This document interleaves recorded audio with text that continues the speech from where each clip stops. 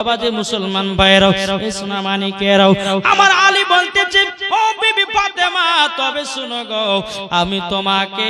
তিনটা ওসিয়ত দিলাম ও গো বিবি ফাতেমা তুমি কি তিনটা কথা মেনে চলবাও রাসূলুল্লাহ মুহাম্মদ সামানিকেরাও মা ফাতেমা বলতেছি বলি স্বামী গো আপনার কথা মতো আমরা চলতে চাই আমি চলতে যাও বলেন কি তিনটা ওসিয়ত দেবেন আমার আলী বলছে বিবি ফাতেমা আমি এত গরিব ঠিক মতো তোমাকে খেতে দিতে পারবো না তোমাকে যদি খেতে দিতে না পারি গ্রামের মানুষের সামনে গিয়ে বেড়াবে না ওগো বিবি ফাতেমা আমাকে বড় লজ্জা লাগে কিন্তু মা ফাতেমা বলছে স্বামী গো আপনি ভাবলেন কেমন করে আমি নবীর বিটি হইয়া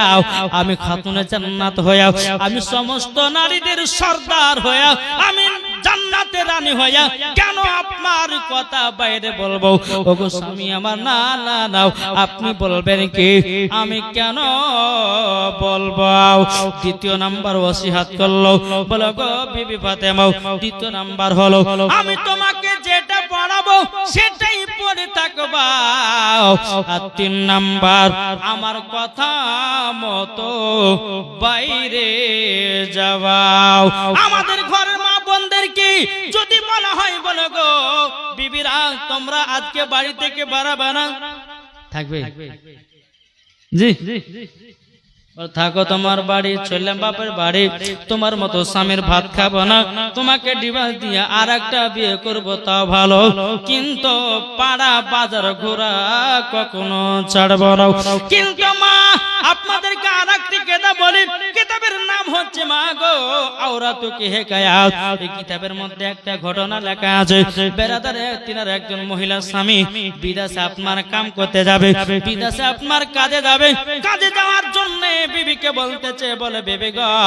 আমি বাইরে গেলাম আমার অর্ডার ছাড়া বাড়ি থেকে এক পাও তুমি বাইরে বেরাবে না এখন বাবাজি আপনার স্বামী চলে যায় বিদেশে এক বছর পার হয়ে গেল ওই মহিলার আব্বা মারা গেছে সমস্ত গ্রামের মহিলারা বলতেছে বলে রে বোন তোমার আব্বা মারা গেছে তুমি এখনো বাড়িতে কেন বসে আছো তখন মহিলাটা বলছে গো দুনিয়ার বোনেরা শোনো গো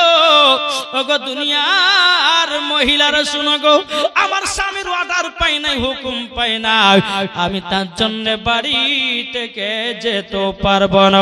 আমার আব্বা মারা গেছে কি করব স্বামীর হুকুম মতো চলতে হবে।